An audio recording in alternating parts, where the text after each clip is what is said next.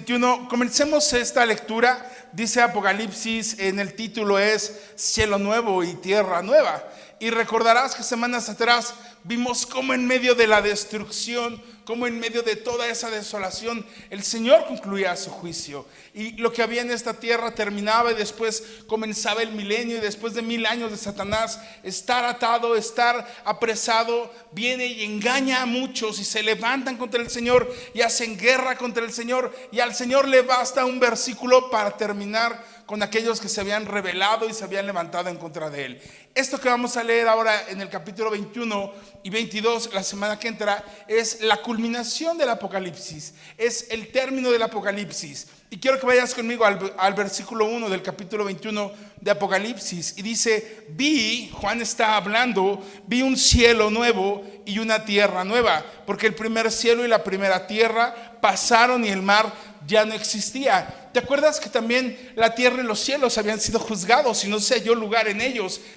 Leíamos la semana pasada, y tampoco hubo lugar a donde pudieran huir. Y dice Juan que lo que ve es un cielo nuevo y una tierra nueva, porque el primer cielo y la primera tierra ya habían pasado. Y enfatiza, dice, y el mar que ya no existe. Cuando Juan comienza con este es como una nueva era, como una nueva sección en el libro del Apocalipsis. Estos últimos 2 capítulos son lo nuevo, son por lo que realmente tú y yo venimos a la iglesia y anhelamos al Señor y tenemos una relación con el Señor. No para la destrucción, porque en la destrucción buenos o malos van a estar ahí. No para el día del juicio, porque el día del juicio todos compareceremos ante el tribunal. Pero tú y yo nos esforzamos, tú y yo nos consagramos, tú y yo nos guardamos de no contaminarnos de este mundo, no por el juicio, no por la destrucción, sino por el día glorioso en el que tú y yo estemos con el Señor en esos cielos nuevos y en esa tierra nueva. Ese debería de ser nuestro propósito y nuestra visión en el Evangelio de Jesucristo.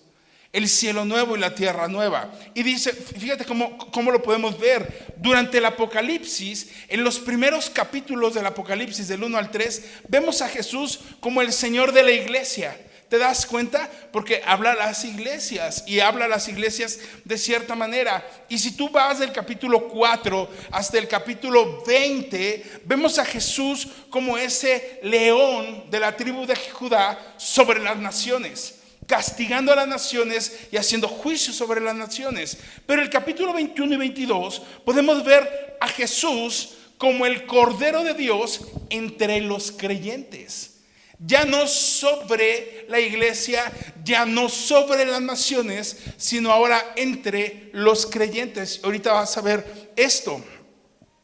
Dice, hubo un cielo nuevo y una tierra nueva. Ahora, yo quiero explicarte, ¿le puedes bajar un poquito al micrófono?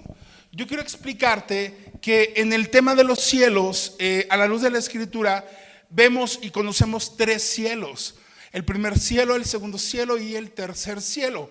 Y el primer cielo es este cielo o lo que conocemos como atmósfera. Esta parte azul que si tú, a veces nublado porque la semana hubo contingencia muchos días, a veces gris, pero ese es el primer cielo. Y el segundo cielo es esa bóveda celeste que tú y yo conocemos como el espacio exterior, que es donde están todos los planetas, el sistema solar, la Vía Láctea y todo este cosmos. Y el tercer cielo está sobre ese segundo cielo, y ese tercer cielo es el lugar en donde Dios habita, es el lugar en donde Dios mora. Poéticamente la Escritura así lo refiere acerca del trono de Dios. Entonces, si tú y yo analizamos, pues somos así chiquitititos, mega diminutos frente a la grandeza de Dios. Ahora, este cielo nuevo no es como que Dios se vaya a mudar de casa y el tercer cielo se va a mover, sino que el cielo nuevo y la tierra nueva que Juan ve es esa atmósfera nueva, es esa tierra que tú y yo pisamos hoy de manera nueva. Y esto no es algo nuevo, esto es algo que desde el Antiguo Testamento se profetizaba, en el Nuevo Testamento se profetizaba, y no es algo que Juan haya sacado como recurso de último momento y dijera, pues bueno, ya se acabó en el 20, ahora le voy a poner de mi cosecha como para hacer un cierre espectacular del Apocalipsis. No, es dado por Juan, es inspirado por el Espíritu Santo y es revelación del Espíritu Santo lo que está sucediendo. Quiero que vayas conmigo a Isaías capítulo 65, versículos del 17 al 19. Isaías 65, versículo 17 al 19 dice, porque he aquí que yo crearé nuevos cielos. Está hablando el Señor, profetizando el Señor, revelando el Señor a Isaías, y le dice, porque he aquí que yo crearé nuevos cielos y nueva tierra, y de lo primero no habrá memoria. Es decir, los primeros cielos ya fueron consumidos, fueron quemados. Lo vimos la semana pasada en Apocalipsis 20. Dice, no habrá memoria, ni más vendrá al pensamiento. Acuérdate que tú y yo, cuando estemos en la presencia del Señor, vamos a estar con cuerpos glorificados. Y no vas a estar añorando o pensando en tus vacaciones en Veracruz, en tus vacaciones en Acapulco, en tus vacaciones en Cancún. No va a haber algo de esta tierra que tú y yo estemos anhelando y añorando, porque nuestro anhelo, nuestra esperanza y nuestra satisfacción es Jesucristo en sí mismo. Por eso dice Isaías que no habrá más que vuelva a nuestro pensamiento. Versículo 18, por favor. El versículo 18 dice, más os gozaréis y os alegraréis para siempre en las cosas que yo he creado, porque he aquí, que dice, yo traigo a Jerusalén que alegría y gozo a su pueblo. Pero eso no va a pasar en la Jerusalén de aquí, eso va a pasar en la Jerusalén que el Señor traerá, y ahorita lo vamos a relacionar con Apocalipsis 21. Versículo 19 dice, y me alegraré con Jerusalén y me gozaré con mi pueblo, y nunca más se oirán en ella voz de lloro ni voz de clamor. Y cuando dice me gozaré con ella y con mi pueblo, no nada más es me voy a gozar con los de Israel, sino que tú y yo somos hechos pueblo de Dios, de acuerdo a lo que Pedro dice. ¿Por qué? Porque Israel le rechazó, porque Israel lo menospreció, y entonces tú y yo, gentiles, pudimos acercarnos a la gracia del Señor. Amén. ¿Me sigue acá? Así que no es porque tú lo merezcas, no es por tus obras. Tú y yo lo decíamos, tú y yo somos ¿qué? Ratas miserables y pecadoras. Por nosotros mismos no tenemos ninguna gracia delante de Dios. Y la gracia que podemos tener en ocasiones tú y yo es por la gracia del Padre. Es la gracia de Dios sobre nuestra vida. ¿Me sigue acá, iglesia? Segunda de Pedro capítulo 3 versículos 12 al 13. Pedro es mucho más explícito con esta profecía.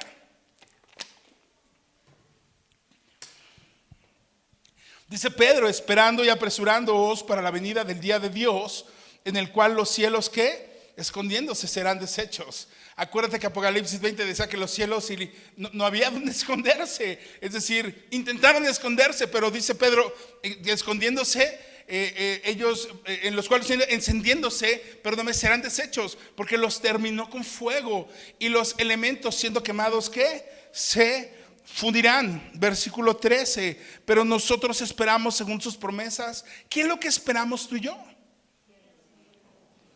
Fíjate cómo somos ambiciosos. Primero tú y yo esperamos el rapto de la iglesia, porque sin rapto no hay cielos nuevos. O sí, pero te tendrás que chutar la tribulación. Y si sin persecución, a veces no vivimos una vida cristiana, a veces no nos congregamos, a veces no buscamos a Dios, a veces se nos hace fácil blasfemar contra el Padre, contra el Espíritu Santo. Imagínate con persecución. De verdad, yo se lo decía cuando veíamos Apocalipsis, qué valiente el que se quede en la tribulación y logre vencer, porque su pase para vencer será una muerte violenta y no haber negado su fe en Cristo en ese tiempo. Pero aún ellos podrán estar en esos cielos nuevos, en esas tierras nuevas. Y entonces el anhelo como la iglesia no nada más es el rapto, no nada más es no estar en la tribulación, sino poder estar con el Señor en esa nueva Jerusalén, en ese cielo nuevo y tierra nueva. Porque nosotros esperamos según sus promesas cielos nuevos y tierra nueva, en las cuales ¿qué? Mora la justicia. Tú y yo no podríamos estar ahí porque tú y yo somos corruptibles, somos injustos.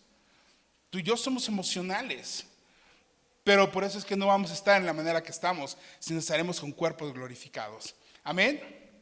Hasta ahí esa parte de lo que estamos hablando. Ahora, vale la pena aclarar que cuando habla de cielo nuevo, la palabra nuevo o el vocablo griego antiguo utilizado aquí es el vocablo kainé, K de kilo, A-I-N-E, y significa nuevo en carácter o significa fresco.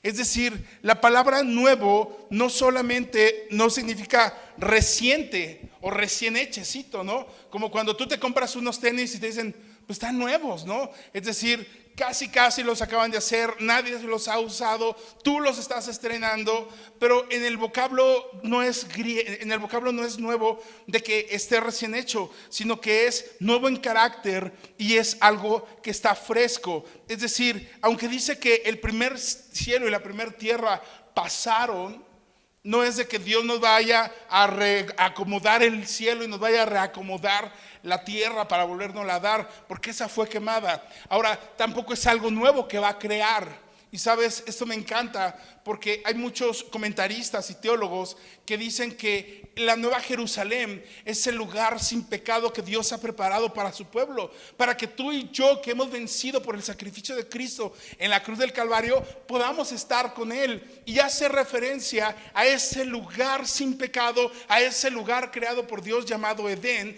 que Dios puso al hombre y puso al hombre en este lugar para que el hombre no sufriera, no envejeciera, no hubiese muerte, no hubiese maldad y reinara la justicia de Dios. ¿Sabes qué hacía importante al Edén?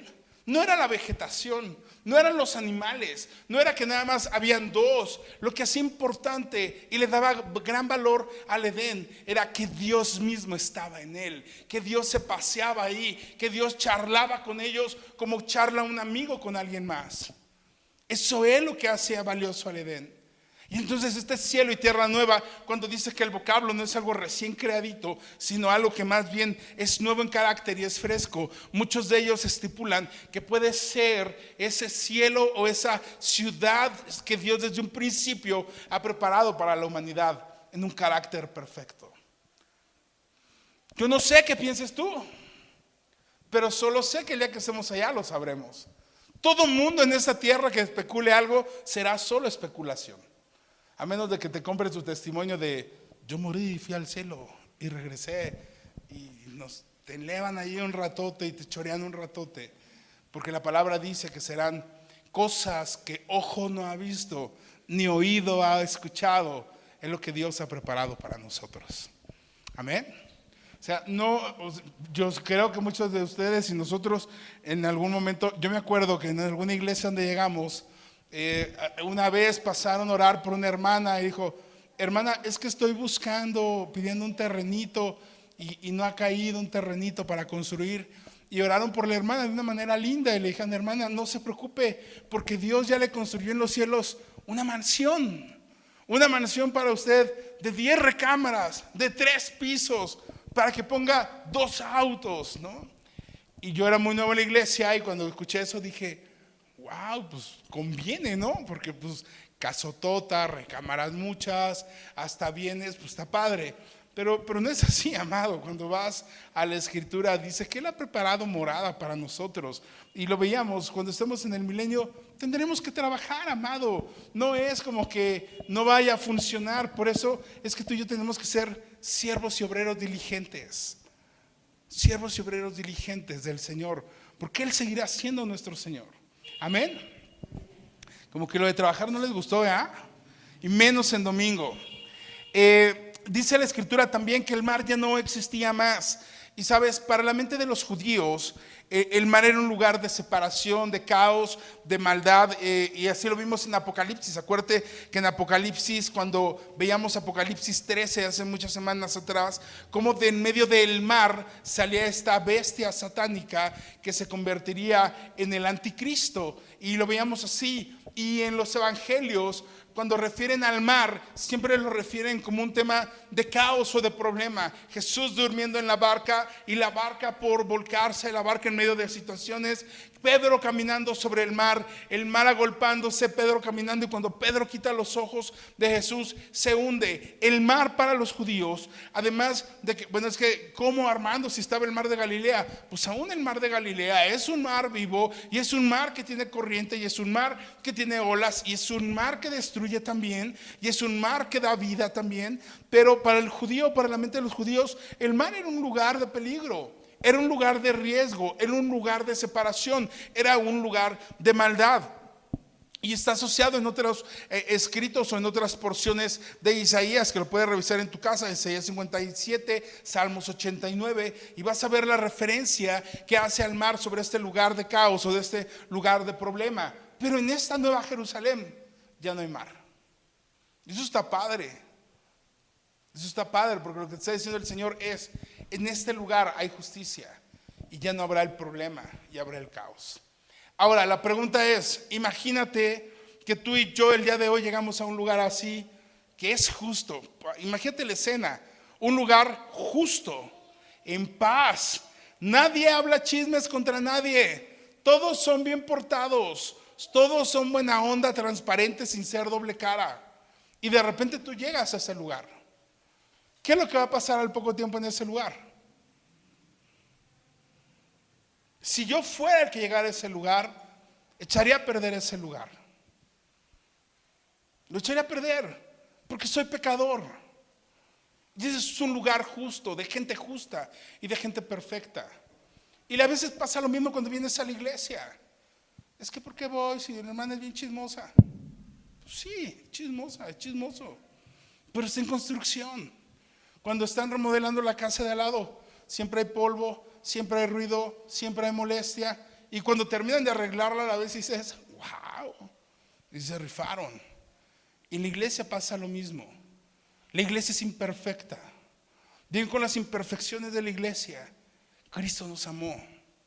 No para que vivas imperfecto, sino para que a cara descubierta puedas ver la gloria de Dios y seamos transformados conforme a su imagen. Ese proceso lo corrimos aquí. Por eso cuando estás acá en cuerpos glorificados, ¿qué crees? Es una ciudad justa, porque la justicia de Cristo te ha justificado a ti. Es una ciudad sin pecado. Tú eres parte de la iglesia que estará ahí sin pecado. Y ya no hay mar, ya no hay tribulación, ya no hay separación, ya no hay problemas, porque el problema quedó atrás. Y tú y yo estaremos en cuerpos glorificados. Amén. Y no sabes la sorpresa que te va a dar ver a tu vecino o tu vecina chismosa aquel día allá en la gloria del Rey, sabiendo que también fue redimido por la sangre del Cordero. Que tú y yo sin merecerla, también ella o él sin merecerla, fue alcanzado por la gracia del Rey. Amén. Esa es la gloria de Dios, esa es la gracia de Dios. Es un amor que tú y yo no podemos explicarnos, que tú y yo no podemos comprender.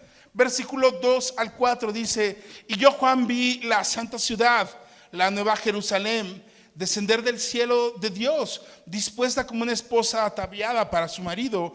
Y oí una gran voz del cielo que decía: he aquí el tabernáculo de Dios con los hombres, y él morará con ellos, y ellos serán su pueblo, y Dios mismo estará con ellos como su Dios. Enjugará Dios toda lágrima de los ojos de ellos, y ya no habrá muerte, ni habrá más llanto, ni clamor, ni dolor, porque las primeras cosas que pasaron.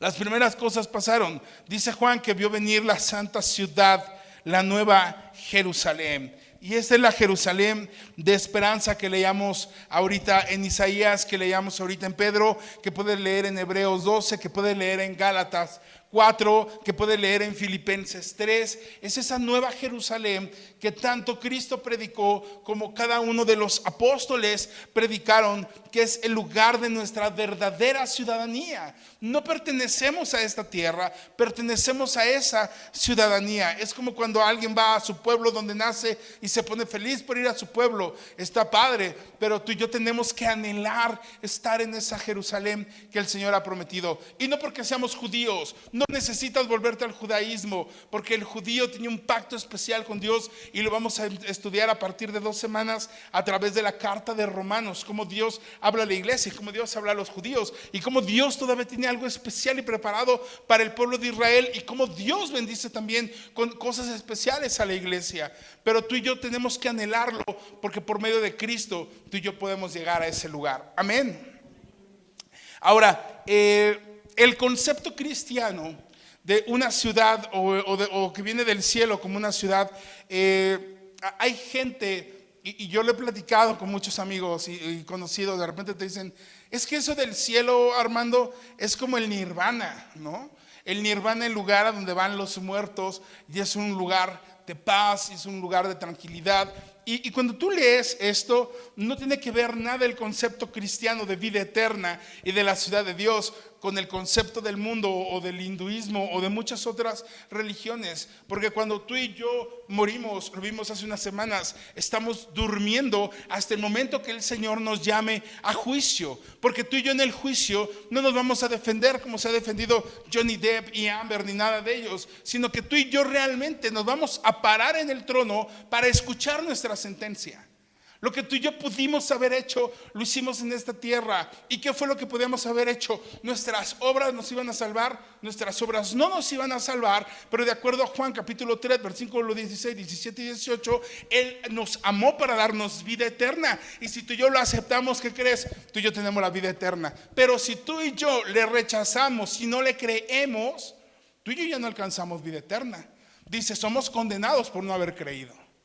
Entonces, una vez que tú y yo morimos, ya nada más estamos en la antesala del juicio. Y la antesala del juicio no es que yo le voy a decir a Dios cuando esté allá que era injusto. No, solamente vamos a parar a escuchar nuestra sentencia. Por eso dice que los muertos en Cristo y los que resucitarán tendrán la primera resurrección. Lo vimos la semana pasada, y no la segunda resurrección, que es para muerte eterna. Ahora, el cielo no es un nirvana como lo vende el mundo en sus creencias. El cielo es una ciudad activa. El cielo es una ciudad marcada por la presencia de Dios, ¿sí? Es una ciudad redimida, pero con una sociedad. Porque dice que desciende de esa ciudad, y la ciudad que está viene como una esposa ataviada, es decir, como una esposa dada a su marido, como una esposa sujeta a su marido. Y en el tabernáculo morará Dios con su pueblo y con ellos. Es decir, lo importante de ese lugar es que la presencia de Dios está ahí, que existe una comunidad que vive ahí, pero es una comunidad que no vive con el pecado de esta tierra, ni con la maldad de este mundo, ni con el engaño de este mundo. Amén. Ahora, lo de la esposa ataviada, dentro de la cultura de nosotros, el que estemos ataviados es que esté sujeta y que haya un equipo, que haya una sola carne. Pero para los judíos el término ataviado era diferente. Acuérdate que el judío, lo platicábamos hace 2 semanas, no es que el judío puede escoger a su novia en la porción, en el contexto histórico en donde estamos hablando culturalmente. ¿Cómo era esto? ¿Cómo era el tema del desposorio? Que los padres acordaban el matrimonio, después la hija se casaba, el padre tenía un acuerdo, había una cantidad de dinero que platicábamos cuánto se ofrecía, que eran 100 denarios por una viuda, 200 denarios por una doncella, o 400 denarios por una doncella que fuera hija de sacerdotes. Y entonces ya había boda y todo este show, ¿no? Entonces el hecho de que sea una mujer ataviada o como esposa ataviada es la referencia cultural más cercana a nosotros cuando se casa una pareja y el novio está en el altar y la novia camina por el pasillo con su velo, con su papá o con quien la vaya a entregar al novio. Y dice, es que de esa manera es como Cristo le presenta a la iglesia esta ciudad nueva. Es decir, Él tiene una ciudad creada sin pecado, sin maldad, dice, y se le entrega a la novia o a la esposa ataviada, ¿no? Y es como si Cristo mismo te llevara como el objeto más valioso, como el ser más valioso, para acercarte a la ciudad y decirte que es donde vas a morar con Él. Yo sé que muchos dirán, ¡ay, qué bonito! Y otros dirán, eso no pasa. Cada quien habla como lo ve en la feria. Pero la Biblia es lo que nos explica. Y es la manera como el Señor nos dice que va a hacer esa venida de cielo nuevo y tierra nueva, como por lo menos como lo ve Juan que desciende. Y sabes, el tabernáculo de Moisés representaba la presencia de Dios en la tierra. Sin embargo, este templo o esta ciudad, perdóname, representa la presencia de Dios de manera completa. La ciudad, nuevos cielos y nueva tierra, es la gloria más grande del cielo. Es la restauración final que hace el Señor después de la caída del hombre en el Edén, ¿sí? Por eso el Edén no era importante por los pastos verdes, sino porque la presencia de Dios estaba tal cual en ese lugar. Dice que las primeras cosas ya pasaron, y eso distingue a la Jerusalén anterior a la nueva Jerusalén. No habrá más lágrimas. Él enjugará toda lágrima de los ojos de ellos, ¿sí? Él enjugará toda lágrima. Es decir, no tendrás sufrimiento, no tendrás más dolor, no tendrás más motivo por el cual derramar lágrimas. Tú y yo lloramos por alegría también, y derramamos lágrimas por alegría. Pero cuando estás riendo, nadie tiene que secar tus lágrimas. Pero cuando estás dolido, cuando estás triste, cuando estás herido, cuando estás lastimado, siempre son lágrimas que tenemos que corregir y que tenemos que sanar. Y lo que dice el Señor es: no va a haber más lágrimas de esas. No va a haber más porque estés sufriendo. No habrá más porque estés batallando, pasando dificultad. Versículo 5 dice: y el que estaba sentado en el trono dijo: he aquí, yo hago nuevas todas las cosas. Y me dijo: escribe, porque estas palabras son fieles y verdaderas. Dice: el que estaba sentado en el trono, Dios está hablando con autoridad. Dios está dando instrucciones nuevas. Y lo que Dios está diciendo es: no tengas duda, porque yo voy a hacer nuevas todas las cosas. Yo voy a hacer nuevo todo. Es decir, los días de renovación y de redención aquí están culminados. Aquí está la nueva ciudad. Ahora, notoriamente, y esa es una pregunta y no quiero que la contestes, notoriamente un nuevo cielo y una tierra nueva tienen reglas nuevas y tienen una justicia eterna. Si la ocupan las mismas personas que no viven bajo esa voluntad o bajo esa santidad, van a destruir la ciudad. Es más, ni siquiera va a haber lugar para ellos. Por eso, cuando llegamos a esa parte, adquiere valor lo que Pablo le dice a los corintios: si alguno está en Cristo, nueva criatura es. Las cosas viejas, ¿qué dice? Las sigo atesorando. Amén. ¿Qué versión están leyendo? Yo leo la versión Iglesia cada día de hoy. Si alguno está en Cristo, ¿qué? ¿Cuántos somos nueva criatura? No levante la mano. Tranquilo.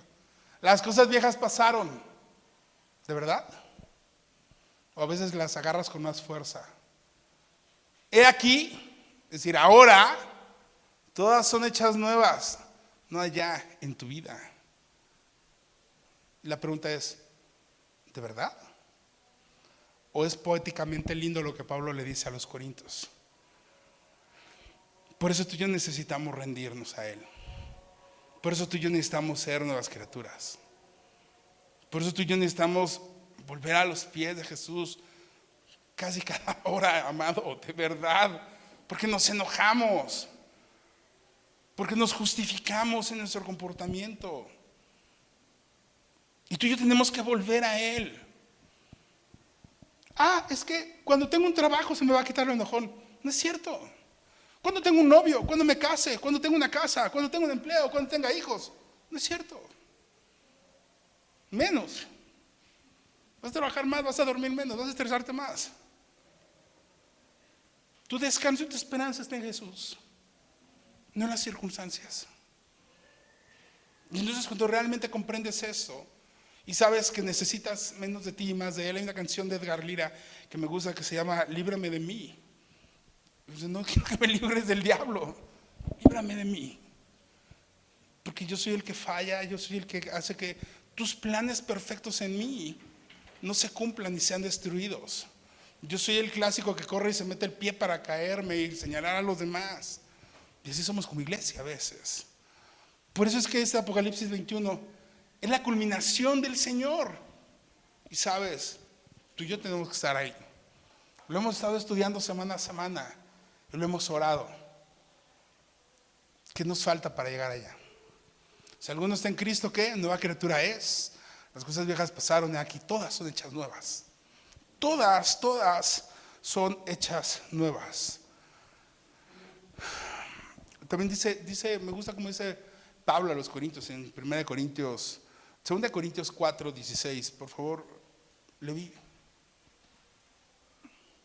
Por tanto, no desmayamos, aunque no desmayamos antes, aunque nuestro hombre exterior se va desgastando, el interior, no obstante, se renueva de día en día.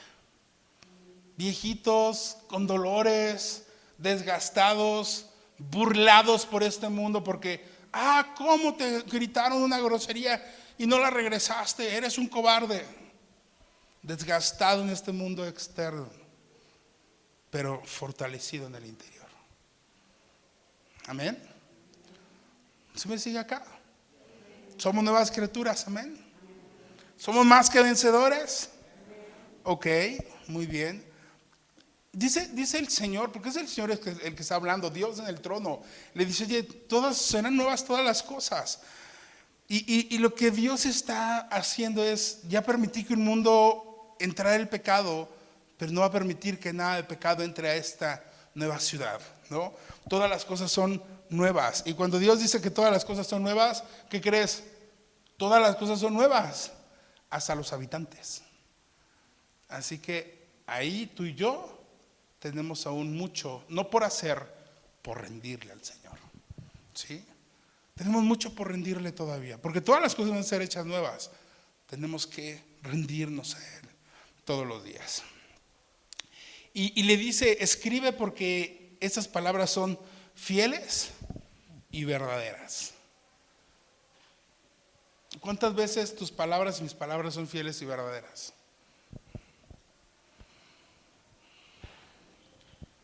Como cristianos, del 100% de palabras que es al día, ¿cuántas son fieles? ¿Cuántas son verdaderas? ¿Cuántas son una mentira, un choro o una justificación? ¿Cuántas son para ser políticamente correcto en este mundo, en donde es la única manera donde a veces puedes encajar?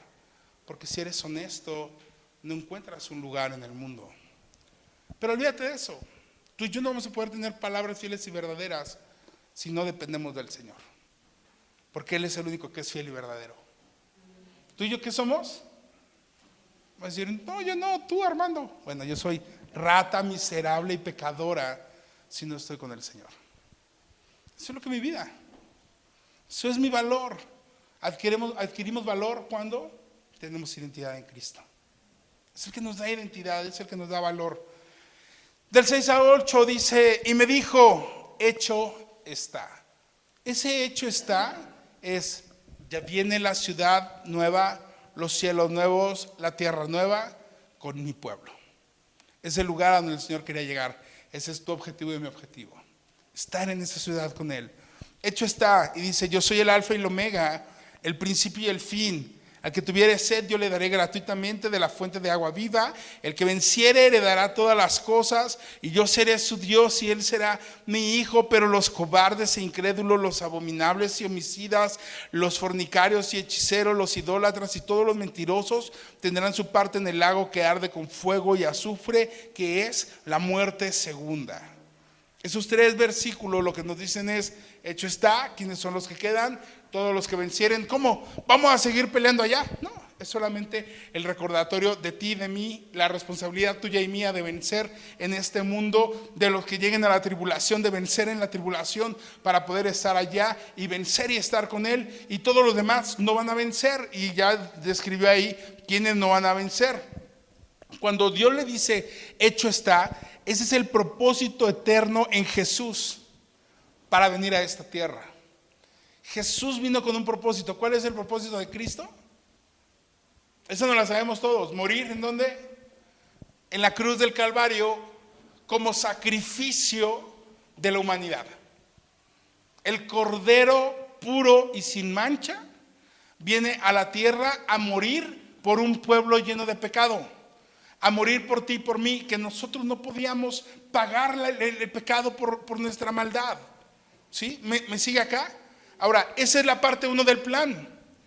Viene el Cordero de Dios, el Cordero sin mancha, muere en la cruz, resucita y en él lleva la santidad que tú y yo no pudimos tener en el huerto, que Adán no pudo mantener, y es entregada al Señor. Y después dice el Señor: échenle muchas ganas, porque vengo pronto por ustedes. Esto hace más de 2000 años.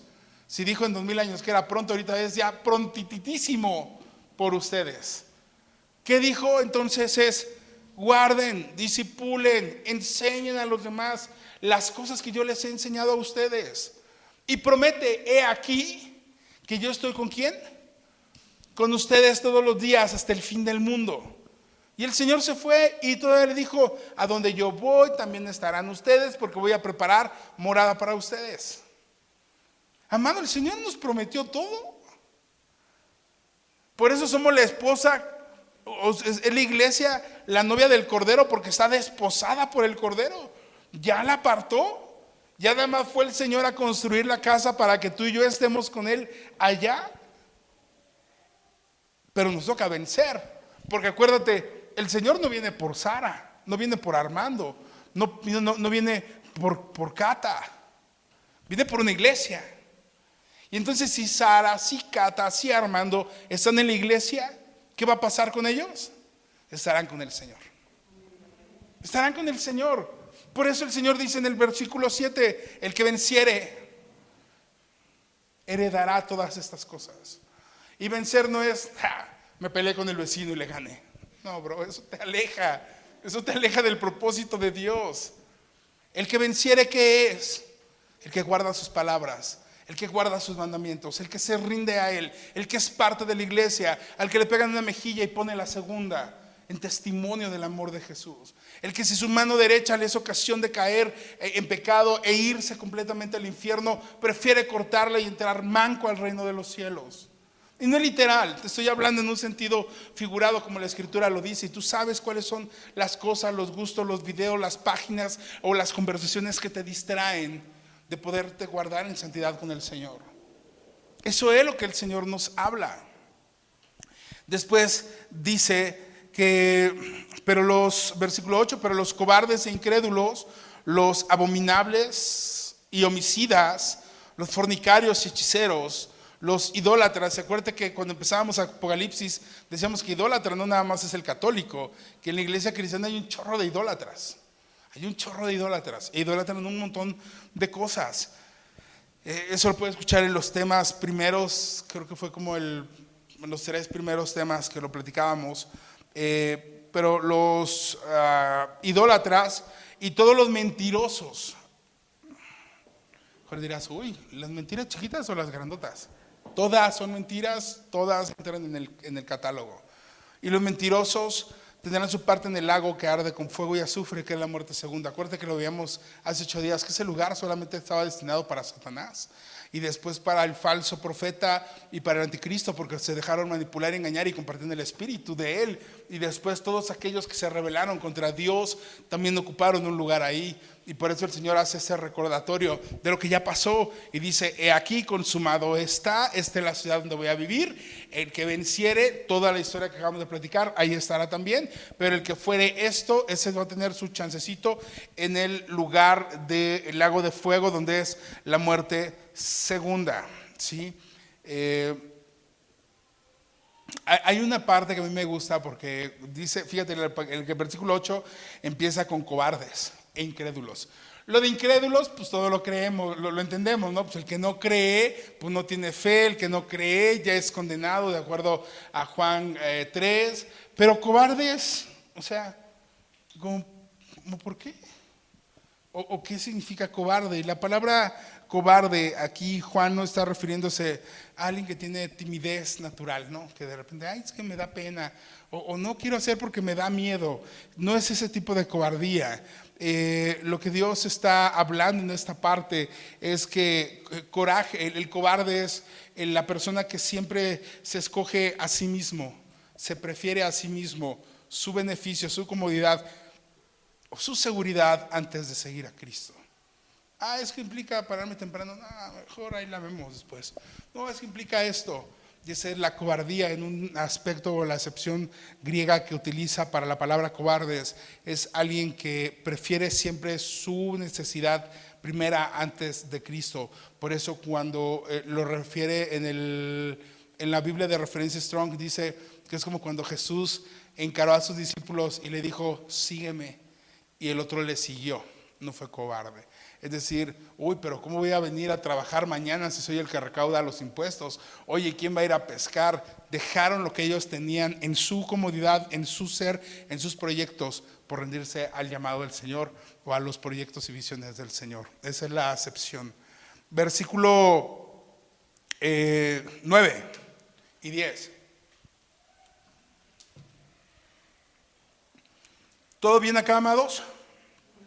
¿Sí? ¿Ya vieron cómo está el show? ¿Dónde vamos a estar nosotros? ¿En el lago de fuego? No, en la ciudad del Señor. Amén. Alabando y glorificando con Él. Si alguno cree que en el lago de fuego, ahorita oramos por usted. 9 y 10. Y se vino entonces a mí uno de los 7 ángeles que tenían las 7 copas llenas de las 7 plagas postreras. Acuérdate que este 21 es como un flashback en algunos capítulos de lo que ya leíamos semanas atrás. Y habló conmigo diciendo, ven acá, yo te mostraré la desposada, la esposa de Cristo. Y me llevó en el espíritu a un monte grande y alto y me mostró la gran ciudad santa de Jerusalén que descendía del cielo. Esta ciudad celestial literalmente es llamada la desposada, que es la esposa de Cristo. Y esa ciudad celestial que es desposada es porque va a estar ahí la iglesia de Cristo. Y si la iglesia de Cristo va a estar ahí, ¿qué crees? Todos aquellos que son parte de la iglesia de Cristo estaremos allá también. Por eso es especial que tú y yo nos esforcemos con eso, porque además está calificada como la desposada y tú ya sabes que es cuál era la etapa del desposorio en el matrimonio judío. Versículo 11 dice, teniendo la gloria de Dios y su fulgor era semejante al de una piedra preciosísima, como piedra de jaspe, diáfana como el cristal. Versículo 12, tenía un muro grande y alto con 12 puertas, y en las puertas 12 ángeles y nombres inscritos, que son los de las 12 tribus de los hijos de Israel. Al oriente 3 puertas, al norte 3 puertas, al sur 3 puertas, al occidente 3 puertas, y el muro de la ciudad tenía 12 cimientos y sobre ellos los 12 nombres de los apóstoles del Cordero. Fíjate la descripción que hace acerca de la ciudad, de sus muros, de sus puertas y de sus cimientos. Y es importante esto porque dice que el fulgor era semejante al de una piedra preciosísima. Juan realmente se impresiona con lo que ve o por la gloria de la ciudad, que lo expresa que es como un lugar con una luz radiante que emana de ella. Es decir, Juan pudo haber dicho, pues es una ciudad grande con muros así, pero lo que Juan dice es, oye, es una ciudad radiante que tiene luz por todos lados y es semejante a una piedra que es preciosa. Y después dice que tiene un muro grande y un muro alto. Ahora, el muro realmente no se necesitaba. ¿Para qué necesitaban los muros en otras ciudades? Para protegerse, era la forma de cerrar y protegerse de ataques. Ya no hay alguien que pueda atacar la ciudad. Sin embargo, la ciudad tiene muros. Ahora, ¿por qué tiene muros esa ciudad? ¿O cuál es la idea de que esta ciudad tenga muros? Es que esta ciudad tiene perímetros, es decir, no es como ese nirvana, un nada en el cosmos donde vas a flotar eternamente, sino que nos muestra, ojo, que si bien es cierto, no te vas a pelear con nadie y no te vas a proteger de nadie, también es cierto que tienes un perímetro, una identidad, y habrá quien no pueda entrar en este espacio.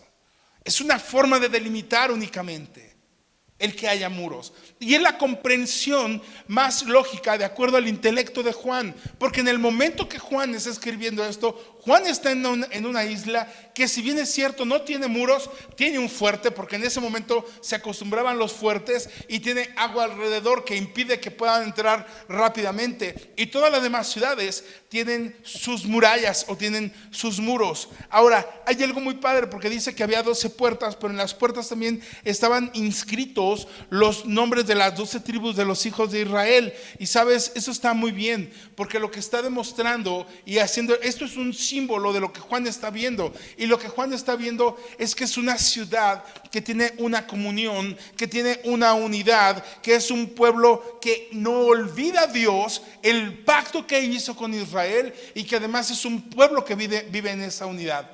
Ahora dices, pero ¿a poco había unidad en los hijos de Israel? No había unidad.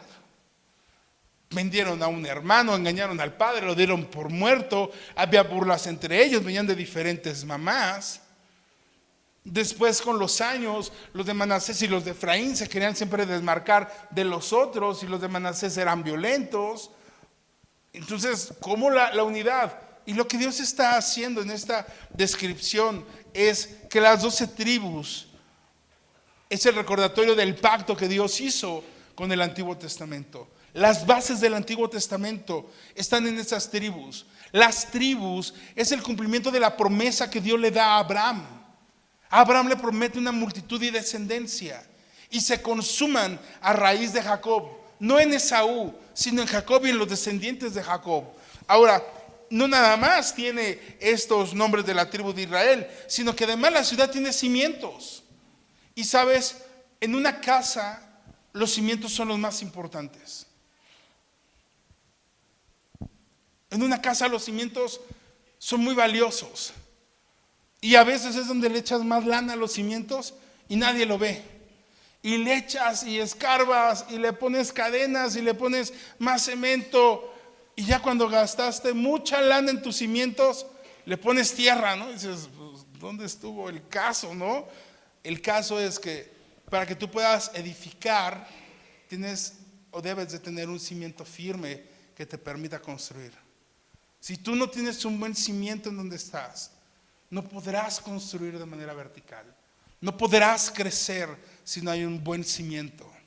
Por eso el Señor lo decía: 2 hombres construyeron sus casas, uno sobre la arena, un mal cimiento, y otro sobre la roca, un buen cimiento. Dice, y vino tormentas y aire y todo el problema, y la casa que estaba sobre la arena, como de Infonavit, ¿qué pasó? Se recargó en la otra de al lado, y de repente todas las casas de la privada parecían como fichas de dominó, ¿no? Así acostadas. Pero la que estaba sobre la roca, ¿qué pasó? Se quedó. Pues tuvo problemas, tuvo rasguños, tuvo un montón de cosas, a lo mejor los vidrios se rompieron, pero ¿qué crees? La casa se mantuvo. La casa se mantuvo. Tu casa y mi casa debe tener cimientos, y debe estar cimentado en Cristo y en la palabra de Dios. ¿Por qué razón? Escucha dónde está cimentada la ciudad de Dios. Dice, los cimientos, sobre los cimientos están los 12 nombres de los 12 apóstoles del Cordero.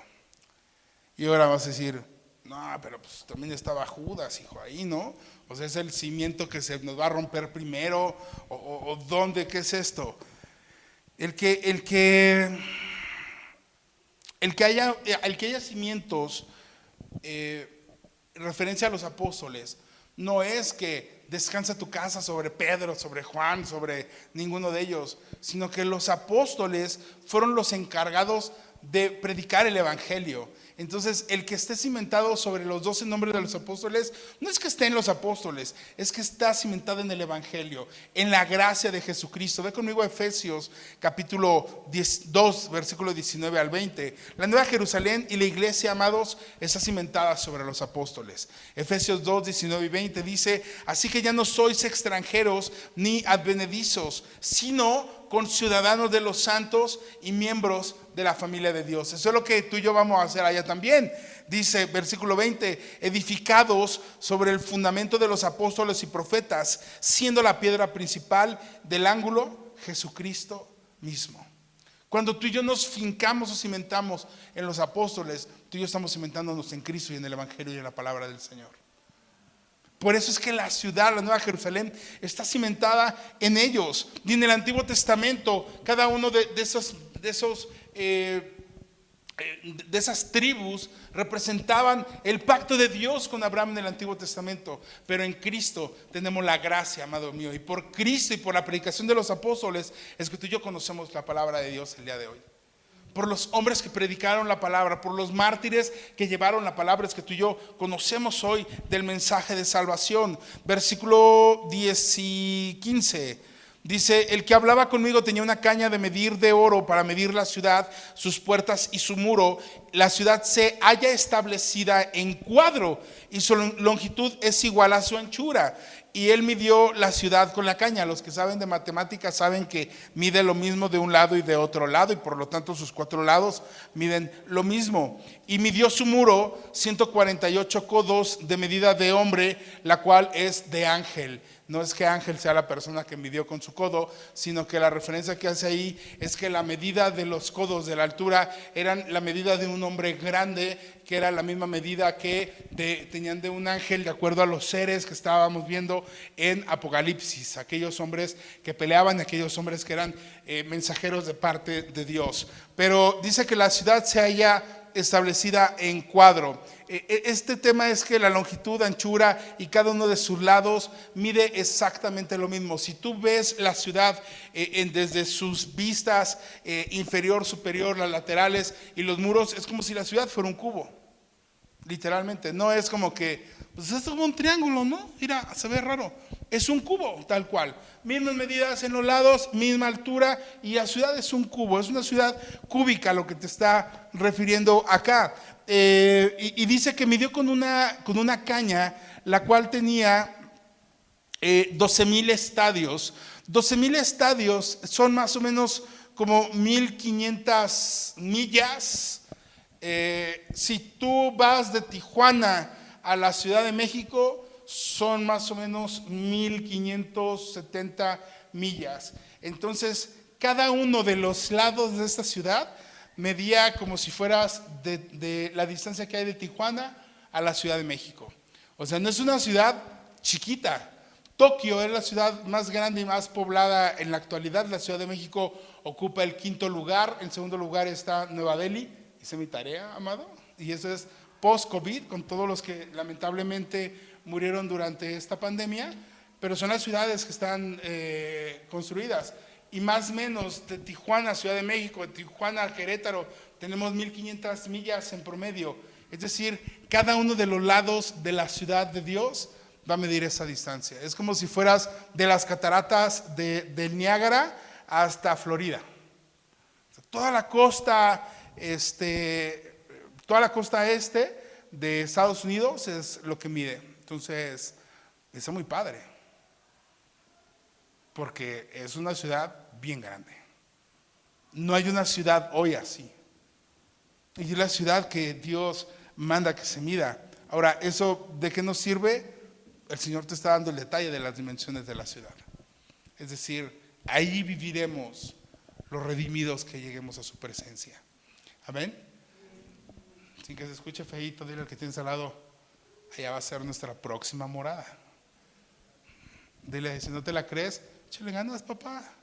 Si no, no vamos a llegar. 18 al 21. Y dice: el material de su muro era de jaspe, pero la ciudad era de oro puro. semejante al vidrio limpio, semejante. Ya no es que el mar es como el mar de cristal, sino es el piso y es puro y es limpio. Y veíamos esto que era por santidad y por limpieza. Y los cimientos del muro de la ciudad estaban adornados con toda piedra preciosa. El primer cimiento era jaspe, el segundo zafiro, el tercero ágata, el cuarto esmeralda, el quinto ónice, el sexto cornalina, el séptimo crisólito, el octavo berilo, el noveno topacio, el décimo crisopraso, el undécimo jacinto, el duodécimo amatista. Las 12 puertas eran 12 perlas. Cada una de las puertas era una perla, y la calle de la ciudad era de oro puro, transparente como vidrio. ¿Alguien ha visto oro transparente? Si es transparente, seguro no es oro.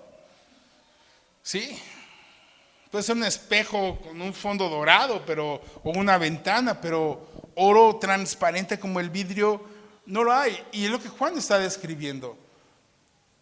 Y sencillamente lo que te está describiendo es la belleza de la estructura de la ciudad. Ya te dijo qué tan grande es la ciudad. Ahora te está describiendo lo bella que es esta ciudad. Ahora, cuando leemos que es jaspe, oro y piedras preciosas, hay quien dice, no lo debes de tomar como algo literal. Yo te diría, sí, tómalo como algo literal. Porque así lo dice la palabra. Porque así lo está explicando. Y además son elementos que Juan está identificando. Juan, en su capacidad de poder comprenderlo, los está identificando. Y está identificando de manera precisa cuáles de las cosas son.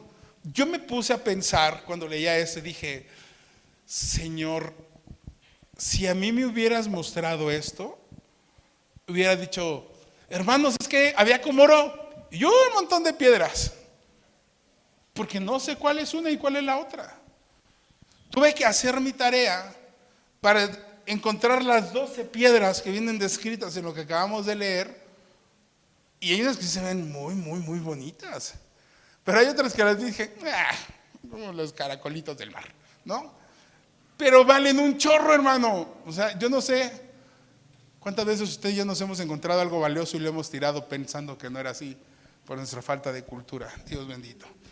Pero bueno, el jaspe, lo que Juan hace énfasis en esto es el gran valor que tiene la ciudad. No es como que, pusimos el piso más caro. No. Dios puso un piso de oro, transparente como cristal, para que tus piecitos anden caminando allá. ¿Te das cuenta el esmero? Cuando tú y yo mereceríamos estar ardiendo en el lago de fuego, el Señor preparó un lugar para nosotros, por amor a su Hijo Jesús. Yo estaba buscando las piedras y le voy a platicar 3 nada más, que fueron las que me gustaron mucho, que vi y me quedé así de... El jaspe, ¿alguien conoce el jaspe? Ya ven, no soy el único. Gracias, Señor. El jaspe es una piedrita roja brillosita, amado, está bien chula. Si puedes llegar a tu casa y googlearlas, te vas a encontrar que están bien padres. El zafiro es como un diamante, hermanos, pero de color moradito, como color púrpura.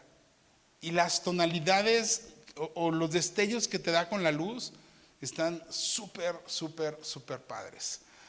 Y la que me generó mucha inquietud y duda y todo fue la piedra llamada ágata. Ágata. Porque dije, no sé, no lo sé. Y cuando la buscas, es una roca volcánica. Entonces, ¿qué? ¿Cómo de un volcán va a haber algo así valioso? Es una roca volcánica, pero que tiene un chorro de valor, porque la piedra en sí tiene como concentraciones o bandas, ¿cómo le llaman ellos?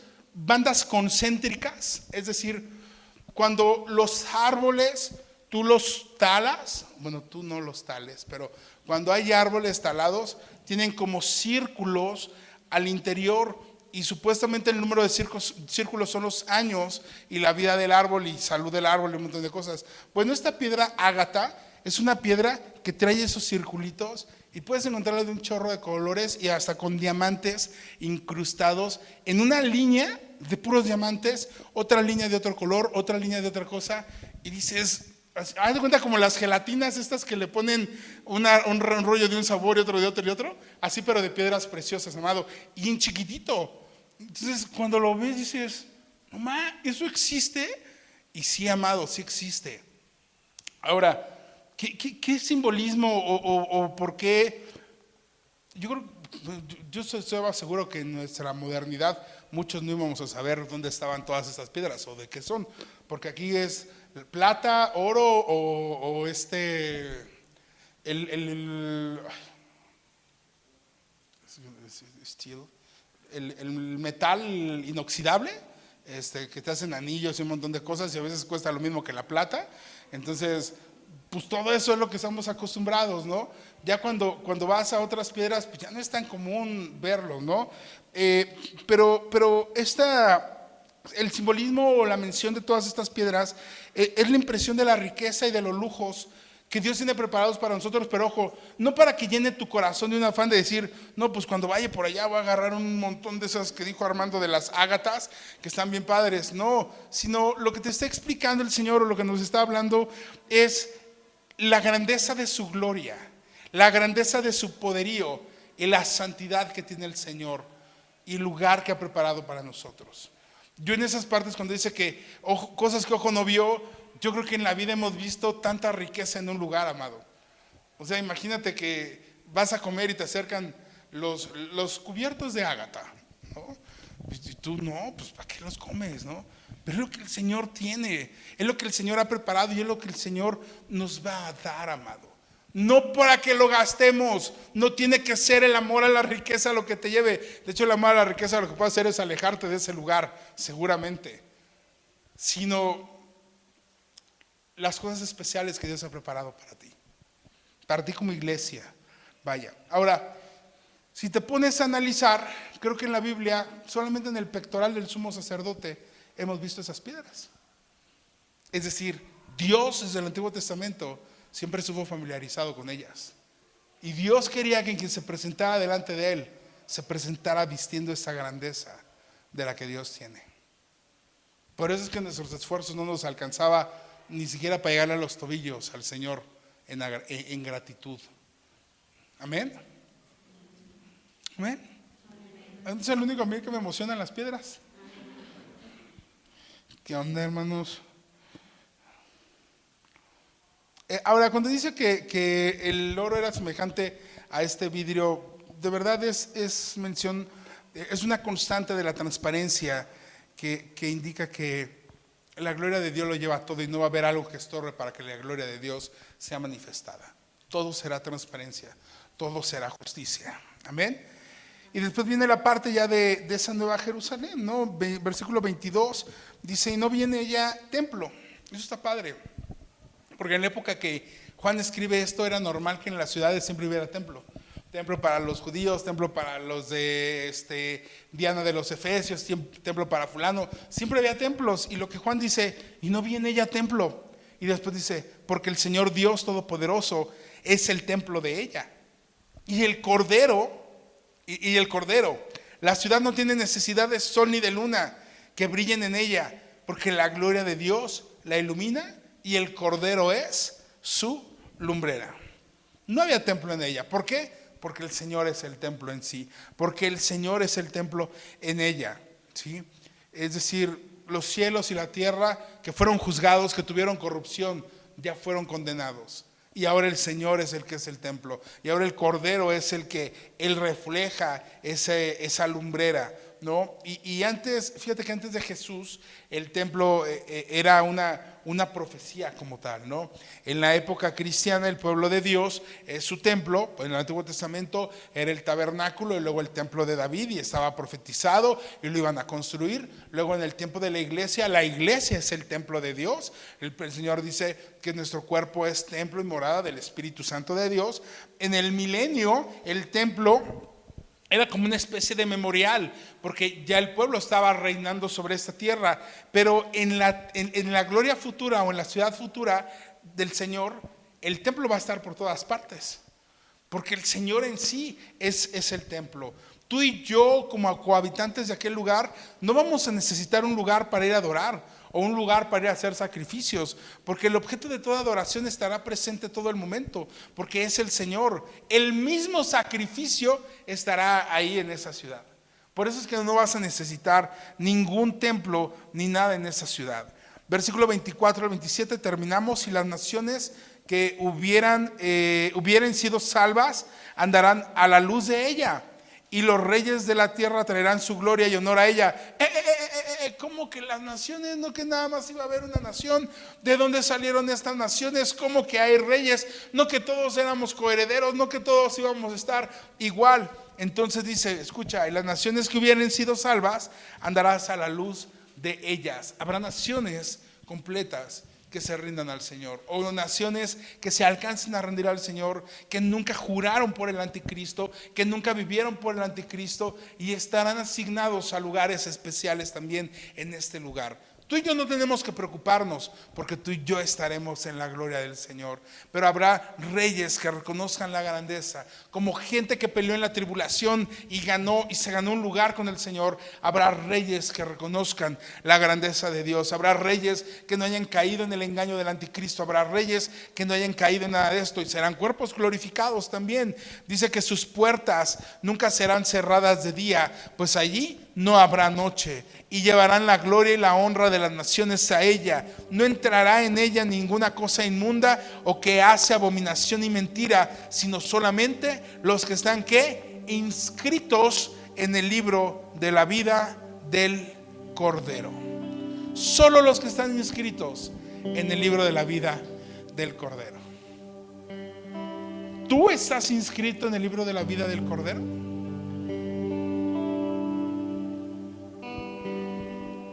¿Tú estás inscrito?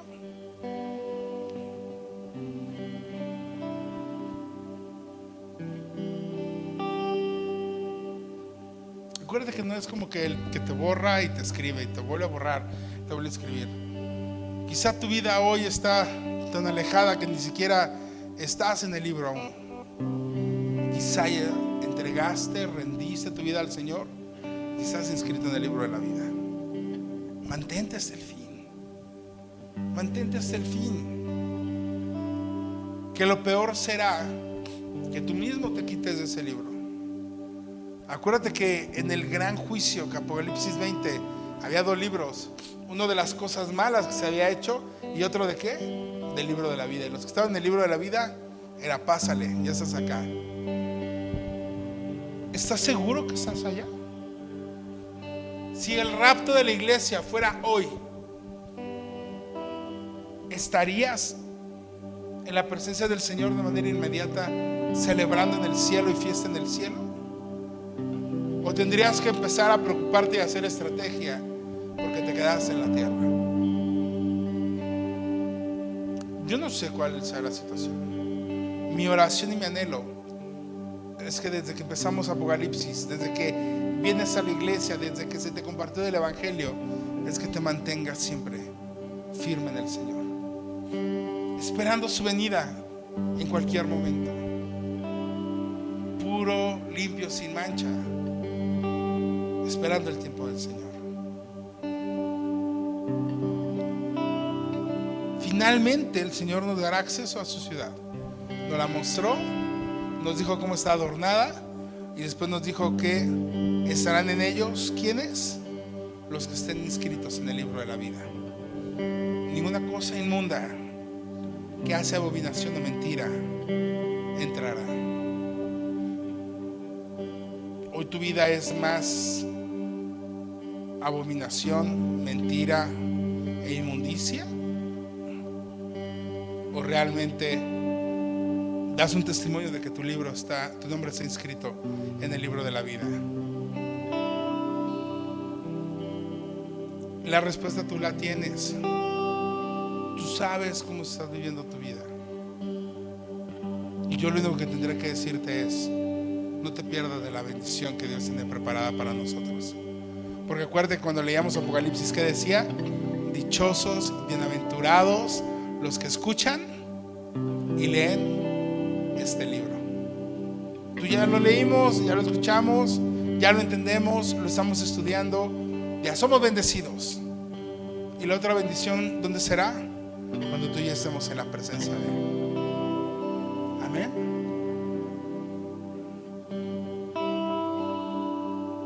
Vamos a orar. Donde estás sentado, no te pares. Inclina tu rostro.